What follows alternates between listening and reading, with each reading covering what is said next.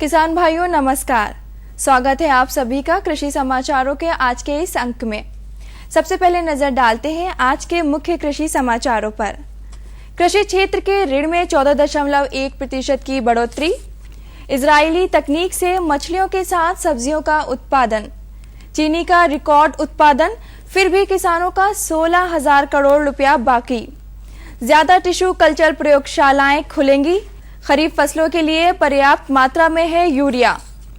कीमत नियंत्रण के लिए दालों का निर्यात कर सकती है सरकार। अब समाचार विस्तार से। देश के 46 अधिसूचित बैंकों का कृषि एवं इससे जुड़े क्षेत्रों पर बकाया ऋण अप्रैल में 14.1% बढ़कर 7,835 अरब रुपए पर पहुंच गया, जबकि पिछले साल अप्रैल में यह 6,865 अरब रुपए रहा था।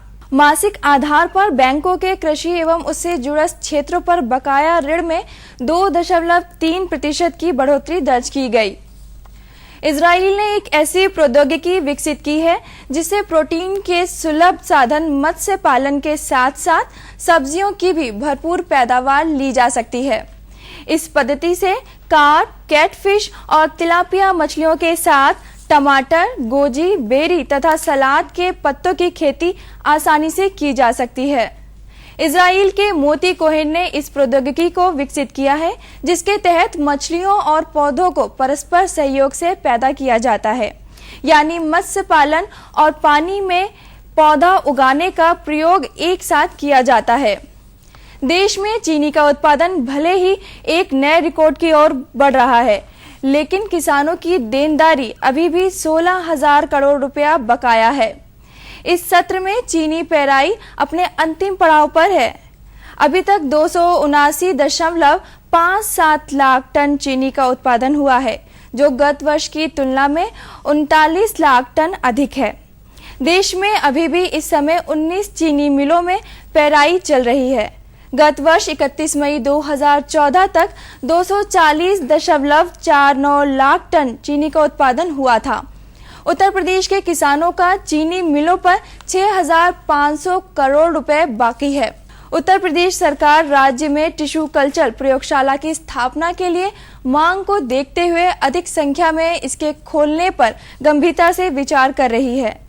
इसके लिए ट्रांसगंगा सिटी परियोजना में बायोटेक्नोलॉजी उद्योग के विकास के लिए पर्याप्त जमीन उपलब्ध कराने पर गंभीरता से विचार किया जा रहा है। परियोजना में क्लीन एवं ग्रीन इंडस्ट्री को बढ़ावा दिया जाएगा। उत्तर प्रदेश देश के अन्य प्रदेशों से बायोटेक्नोलॉजी में अग्रणी है। वर्तमान समय में लगभग 3,000 वैज्ञानिक इस क्षेत्र में राज्य के विकास के लिए कार्य कर रहे हैं। सरकार के अनुसार देश में खरीफ फसलों के लिए रासायनिक उर्वरक यूरिया का पर्याप्त भंडार है। उर्वरक विभाग ने इस वर्ष जनवरी में राज्यों में भंडारण के लिए 10 लाख टन से अधिक यूरिया की खरीद की थी। विभाग के अनुसार अप्रैल, मई और जून में यूरिया का अतिरिक्त आयात किया गया है। यूरिया का घरेलू उत्पादन भी 10 लाख टन बढ़ा है और 100% नीम कोटेड यूरिया के उत्पादन के कारण इसकी मांग में कमी से इसकी उपलब्धता पर्याप्त और संतोषजनक है। सरकार की जरूरत होने पर आपूर्ति बढ़ाने व कीमतों पर नियंत्रण के लिए सरकारी व्यापार एजेंसियों के जरिए दालों का आयात करने की योजना है। पिछले एक साल में देश भर में दालों की खुदरा कीमतों में 64% तक का इजाफा हुआ है। अरहर, उड़द और मूंग की दालों के दाम पहले ही 100 रुपए किलोग्राम से अधिक हो गए हैं, जो एक साल पहले 72 से 97 रुपए प्रति किलो थे। और किसान भाइयों, अब बात करते हैं कृषि वैज्ञानिकों के अनुसार इस समय की जाने वाली कृषि गतिविधियों की। आम के बागों में फलमक्खी की संख्या को जानने एवं उसके नियंत्रण के लिए कार्बरिल के साथ प्रोटीन हाइड्रोलाइसेट या सीरा या मिथाइल यूजिनॉल के साथ मेलाथियान के घोल को डिब्बे में डालकर पेड़ों पर ट्रैप लगाएं। फलों के नए बाग लगाने के लिए उपयुक्त खेत का चयन कर, रेखांकन कर, गड्ढों की खोदाई कर, गड्ढे में खाद उर्वरक की उपयुक्त मात्रा तथा नीम की खली व मिट्टी की समान मात्रा मिलाकर जमीन से लगभग 1 फीट ऊंचा भराई करें। इस बार मानसून में देरी और उसकी धीमी गति को ध्यान में रखते हुए फसलों की तैयारी करें। इस बार मानसून के धीमे रहने की संभावना है। किसान भाई खरीफ की फसलों की तैयारी करते हुए धान की नर्सरी डालने का काम शुरू करें। जिन क्षेत्रों में जीवाणु झुलसा व जीवाणुधारी रोग की समस्या हो, वहां 25 किलोग्राम बीज के लिए 4 ग्राम स्टेप्टोमाइसिन सल्फेट या 40 ग्राम प्लांटोमाइसिन को पानी में मिलाकर रात भर भिगो दें। दूसरे दिन छाया में सुखाकर नर्सरी डालें। पूर्वी उत्तर प्रदेश के जनपदों में लंबी अवधि की प्रजातियों में स्वर्णा, सांबा मैसूरी व मैसूरी की नर्सरी जल्द ही डालें। अधिक जल भराव वाले क्षेत्रों के लिए जहां 1 मीटर से अधिक पानी लगा रहता है, वहां धान की संस्तुत प्रजातियों तथा जल निधि एवं जलमग्न की सीधी बुआई करें।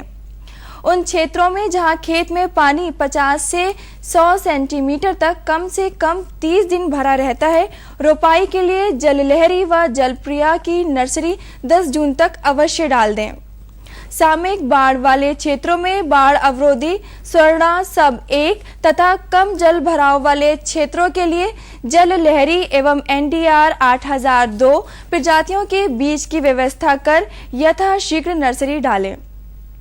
धान की मध्यम अवधि वाली प्रजातियों में नरेंद्र 359, मालवीय 36, नरेंद्र 2064, नरेंद्र 2065 आदि के बीज की व्यवस्था करें। गन्ने की खेती करने वाले किसान भाई इसकी फसल में ऊनी माहू दिखाई देने पर मेटासिस्टॉक्स का छिड़काव 15 दिन के अंतराल पर 2 या 3 बार करें। अंकुर बेधक, जड़ बेधक, छोटी बेधक से ग्रसित पौधों को समय समय पर निकालें तथा अंड समूह को एकत्र कर नष्ट कर दें। पायरिला का प्रकोप होने पर तथा परजीवी ना पाए जाने की स्थिति में मेटाराइजियम MI सोप्लिका संस्थिति के अनुसार पर्णीय छिड़काव करें। कृषि समाचारों के बाद अब जानकारी लेते हैं मंडी भावों की।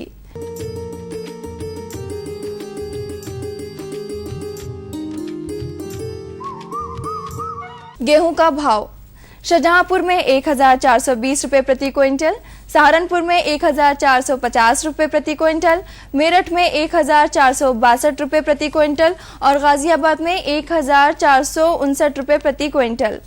उड़द शाहजहांपुर में 7260 रुपए प्रति क्विंटल, रायबरेली में 6650 रुपए प्रति क्विंटल, मेरठ में 5450 रुपए और गाजियाबाद में 5732 रुपए प्रति क्विंटल।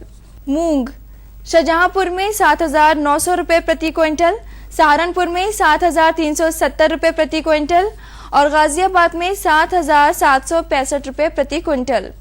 मसूर शाहजहांपुर में 6650 रुपए प्रति क्विंटल, सहारनपुर में 6630 रुपए प्रति क्विंटल, मेरठ में 5350 रुपए प्रति क्विंटल, गाजियाबाद में 6523 रुपए प्रति क्विंटल। चना का भाव रहा शाहजहांपुर में 4910 रुपए प्रति क्विंटल, सहारनपुर में 4760 रुपए प्रति क्विंटल, रायबरेली में 4675 रुपए प्रति क्विंटल, मेरठ में 3750 रुपए और गाजियाबाद में 4318 रुपए प्रति क्विंटल। चावल शाहजहांपुर में 2005 रुपए प्रति क्विंटल, सहारनपुर में 2140 रुपए प्रति क्विंटल, रायबरेली में 2020 रुपए प्रति क्विंटल, मेरठ में 2900 रुपए और गाजियाबाद में 2210 रुपए प्रति क्विंटल।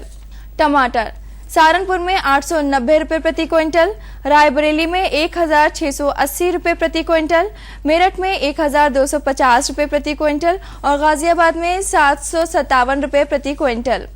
आलू का भाव रहा शाहजहांपुर में 525 रुपए प्रति क्विंटल, सहारनपुर में 365 रुपए, रायबरेली में 670 रुपए प्रति क्विंटल, मेरठ में 410 रुपए और गाजियाबाद में 410 रुपए प्रति क्विंटल। बैगन शाहजहांपुर में 800 रुपए प्रति क्विंटल, सहारनपुर में 600 रुपए प्रति क्विंटल, रायबरेली में 650 रुपए प्रति क्विंटल, मेरठ में 505 रुपए और गाजियाबाद में 541 रुपए प्रति क्विंटल। लहसुन का भाव रहा शाहजहांपुर में 3060 रुपए प्रति क्विंटल, रायबरेली में 3300 रुपए प्रति क्विंटल, मेरठ में 2450 रुपए और गाजियाबाद में 2017 रुपए प्रति क्विंटल। तो किसान भाइयों, ये रहे आज के कृषि समाचार और औसत मंडी भाव। अगले अंक में हम फिर लेकर आएंगे कृषि जगत से जुड़ी नई नई जानकारियां। तब तक के लिए दीजिए अनुमति। नमस्कार। और बताओ। बस। अरे ये क्या भैया जी, बस इतनी सी रासायनिक खाद? किसानी छोड़ रहे हो क्या? किसानी नहीं, नादानी छोड़ रहे हैं। मिट्टी की जांच कराई है। अब तो लालाजी जितनी जरूरत है उतने ही उर्वरक खेत में डालेंगे। हाँ, किसान भाई आज ही अपने जिले की नजदीकी भूमि परीक्षण प्रयोगशाला में मिट्टी की जांच जरूर करवाएं और मिट्टी में पोषक तत्व, नमी व पौधे के विकास को देखते हुए केवल जरूरत के अनुसार ही पोषक तत्व डालें। और हाँ, मिट्टी में गंधक, जस्ता, बोरोन जैसे सूक्ष्म पोषक तत्वों का पता लगाना भी न भूलें। उर्वरक और जैविक खाद के सही उपयोग से भूमि का उपजाऊपन बनाए रखें, उत्पादकता बढ़ाएं, खर्चा घटाएं और बहुमूल्य विदेशी मुद्रा बचाने में भी सहयोग दें। और हाँ, धीमी गति से नाइट्रोजन उपलब्ध कराने वाले उर्वरकों जैसे नीम लेपित यूरिया को प्राथमिकता दें और यूरिया का पत्तों पर छिड़काव करें। अरे वाह, तू तो सचमुच समझदार हो गया रे। अधिक जानकारी के लिए संपर्क करें जिला कृषि अधिकारी या किसान कॉल सेंटर। अम्मा खाना दे दो ना। सबर कर गोलू, अभी दाल नहीं गली है। तू फिक्र ना कर गोलू की अम्मा, अब की बार अपनी दाल खूब गलेगी। क्या मतलब जी? अब की बार NFSM के तहत दाल की पैदावार को बढ़ाने के तरीकों को दिखाने के लिए देश में 1000 क्षेत्र चुने गए हैं, जिसमें हमारा इलाका भी आ गया है। पर इससे हमें क्या फायदा? हमें 5 एकड़ खेती के लिए खाद और कीटनाशक के अलावा बढ़िया बीजों की एक मिनी किट भी मिलेगी। इतनी दाल का करेंगे क्या जी? अरे भगवान, सरकार ने दलहन का समर्थन मूल्य भी खूब बढ़ा दिया है और इनकी खरीद का भी पूरा इंतजाम कर लिया है। इससे आमदनी बढ़ेगी और फिर हमारा गोलू अच्छे स्कूल में जा करके कृषि वैज्ञानिक बनेगा। हाँ शामू भैया, सरकार कह रही है पूर्वी भारत में भी दूसरी हरित क्रांति आएगी। अरे ये तो पंजाब और हरियाणा में हुआ था, यहाँ तो अनाज की पैदावार अब भी कम है। सरकार की बातों में कुछ तो दम होगा। आखिर यहाँ बारिश 3 गुना होती है। चलो वैज्ञानिक का नंबर मिलाते हैं। अरे वाह, आ गए। नमस्ते सरपंच जी। हाँ भाई, उपजाऊ जमीन की कीमत को पहचानो। जरूरत है सिर्फ सही किस्म और तकनीक अपनाने की। पूर्वी भारत में सरकार कम गहरे नलकूप और बोरवेल के निर्माण के लिए सहायता दे रही है। लेकिन सरकार से और मिलेगा क्या? भरपूर मदद, जमीन की तैयारी से लेकर फसल की कटाई तक तकनीकी सलाह। 1000 हेक्टेयर के सैकड़ों क्षेत्रों में चावल और गेहूं के खास प्रदर्शन भी चल रहे हैं। अरे वाह, फिर तो हमारे खेत भी लहला उठेंगे। क्या ये सपना सच होगा? हाँ जरूर, पूर्वी भारत अब हरित क्रांति का अग्रदूत होगा। आओ हम सब मिलकर कदम बढ़ाएं।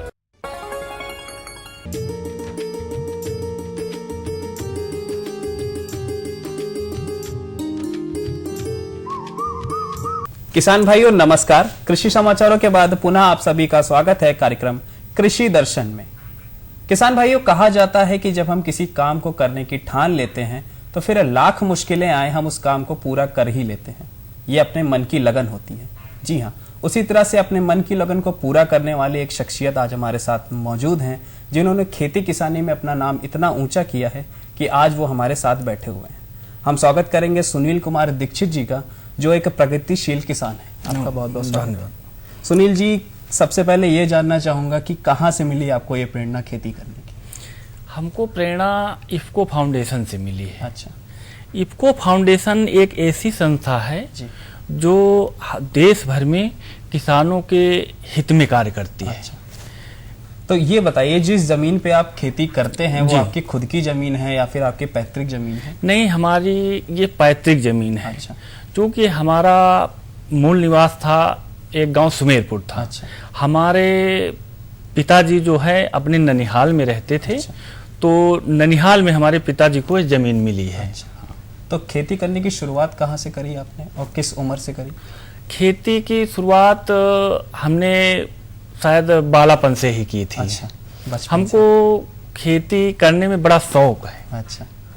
तो जब शुरुआती जो दौर था खेती करने का आपका, वो कितनी जमीन से शुरू किया गया था और कौन सी फसल सबसे पहले आपने उगाई? खेती शुरुआती दौर जो था वो हमारे पास लगभग 4.5 बीघा जमीन थी। अच्छा। और 4.5, अब इस समय जो है हमारे चाचा की भी जमीन हमारे पास है। अच्छा। तो लगभग 12 बीघे जमीन हमारे पास है। अच्छा। उस जमीन में हम गेहूं, चना, सरसों की खेती मुख्य रूप से करते हैं। और कौन कौन सी चीजें हैं जिनकी खेती आप करते हैं? और जैसे बरसात में उड़द है, मूंग है, इस तरह की खेती। धान हो नहीं पाता है क्योंकि जमीन ऊबड़ खाबड़ है। अच्छा, तो ये खेती आप खुद ही करते हैं? नहीं, हम खुद करते हैं। अच्छा, तो इस खेती करने की प्रेरणा आपको कहाँ से मिली? खेती करने की प्रेरणा हमको इफ्को फाउंडेशन से मिली है, क्योंकि इफ्को और इफ्को फाउंडेशन एक ऐसी संस्था है जो देश भर में किसानों के हित में कार्य कर रही है। तो आप इफ्को फाउंडेशन के बारे में जानते हैं? हम जानते हैं। तो मतलब आप एक जागरूक किसान है, मैं ऐसा कहूँगा। हाँ। अच्छा, इफ्को फाउंडेशन की बात आई है तो ये कहना चाहूंगा कि इफ्को फाउंडेशन ने गाँवों में कई काम किए हैं गाँवों के विकास के लिए। हाँ। क्या आपके गाँव में भी ऐसा कोई काम किया गया? हाँ, इफ्को फाउंडेशन ने और इफ्को ने ऐसा कार्य किया है, जैसे पीने के लिए पानी की अव्यवस्था होती थी तो हर गाँव में एक एक हैंड पाइप, एक नहीं मतलब 10 घरों के बीच में एक हैंड पाइप गड़वा दिया कि जिसको किसी भी व्यक्ति को पानी पीने के लिए। हमारे यहाँ जो इफ्को के प्रबंध निदेशक हैं उनको हम धन्यवाद देना चाहेंगे, जिन्होंने ये सोचा कि हमारे यहाँ की जनता किसी मतलब प्यासी न रहे। एक एक हैंड पाइप गड़वा दिया। हैंड पाइप गड़वाने के बाद एक ब्लॉक लिया, दूसरा ब्लॉक मृदा परीक्षण के लिए चुना गया। आज भी इफ्को और इफ्को फाउंडेशन उस पर कार्य कर रहे हैं। अच्छा, तो इफ्को ने आपको किस तरह से प्रेरित किया किसानी करने के लिए, मुझे ये बताइए। किसानी करने के लिए तो प्रेरित करना है कि जब इफ्को से फर्टिलाइजर कंपनी है, इफ्को फाउंडेशन जो है जगह जगह, इफ्को फाउंडेशन का मेन कार्य है कि मान लिया लड़के 12वीं पास हो जाते हैं, अब 12वीं पास होकर के नहीं वो आगे पढ़ पा रहे हैं, आगे क्या करेंगे, तो उनको प्रेरित करना। अच्छा, इफ्को फाउंडेशन का कार्य है। अच्छा, देखिए, जब भी हम कोई नया काम करते हैं या नया नहीं कोई भी काम करते हैं तो हमें कई तरह की कठिनाइयों का सामना करना पड़ता है।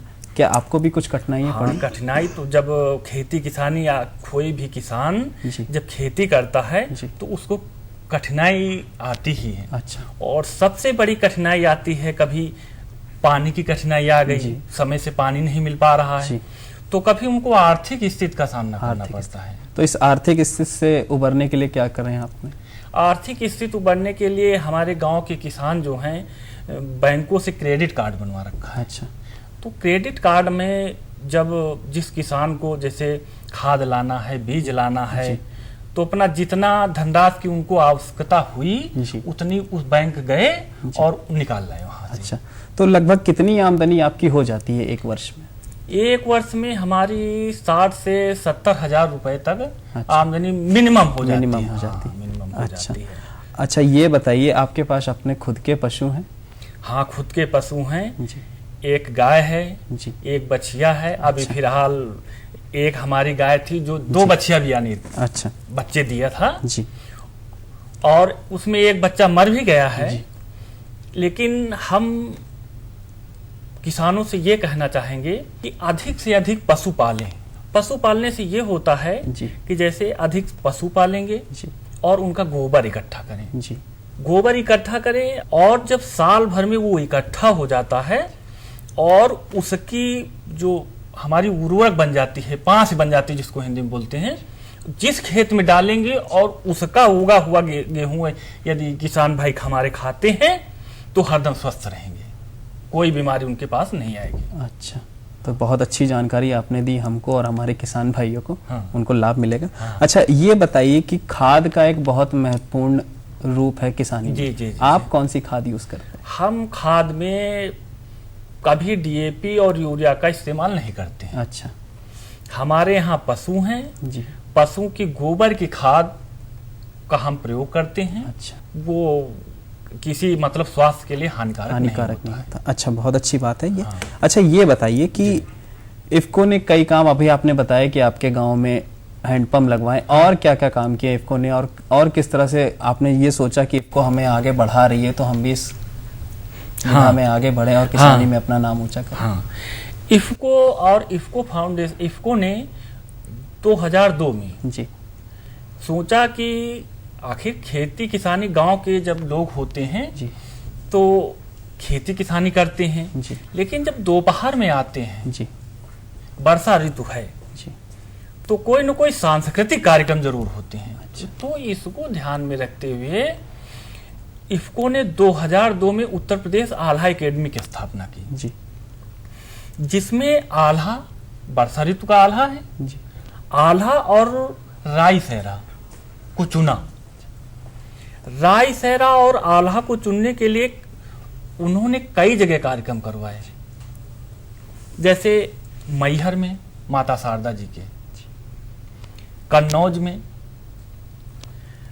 अभी फिलहाल यहाँ मोहनलालगंज में होने जा रहा है, और गांव में के अन्य क्षेत्रों में। चूंकि आल्हा का विशेष महत्व है, इसलिए आल्हा पर हमारा इफको और इफको फाउंडेशन और हमारे प्रबंध निदेशक माननीय उदय शंकर अवस्थी जी विशेष ध्यान दे रहे हैं। अच्छा, ऐसा भी होता है कि जब हम किसी विधा में निपुण हो जाते हैं तो जो छोटे मोटे उस विधा के जो छोटे मोटे लोग हैं वो हमसे आके जानकारियां लेते हैं, तो क्या आपने भी कभी ऐसा देखा है कि छोटे मोटे जो किसान हैं वो आपसे आके जानकारियां लेते हैं? हाँ, जानकारी लेते हैं। अच्छा। आते हैं और ये जानकारी लेते हैं कि भैया ये कैसे से कैसे होना चाहिए, तो हम उसको प्रत्यक्ष रूप से बताते हैं जी। और बताने के बाद फूलपुर में इफको का एक स्कूल भी है। अच्छा। जिसमें किसानों को हर तरह की जानकारियां दी जाती हैं। अच्छा, और कौन कौन से सांस्कृतिक कार्यक्रम कराए जाते हैं इफको द्वारा? इफको द्वारा जैसे आल्हा है, राई सहरा है जी। और इसमें किसानों को भी ऐसे कार्यक्रम हुआ जी, तो कार्यक्रम के अंतर्गत इसमें किसानों को जानकारी दी जाती है जी। कि आप किस तरह से अन्न उपजाएं जी, जिसमें पैदावार ज्यादा हो, जी। खाद की मात्रा कम लगे, इस तरह के अनेक चीजें कार्यक्रम में बताई जाती हैं। सुनील जी, आप यहाँ आए, आपने अपने विचार हमसे साझा किए, उसके लिए आपका बहुत बहुत धन्यवाद। तो किसान भाइयों, आज हमारे साथ मौजूद थे सुनील कुमार दीक्षित जी, जो एक प्रगतिशील किसान हैं और अपनी किसानी से इन्होंने बहुत ही ऊंचाइयां प्राप्त की हैं। हम आशा करेंगे कि अगली बार आप में से ही कोई किसान यहाँ पर हमारे साथ बैठेगा और अपने विचार हमसे साझा करेगा। नमस्कार।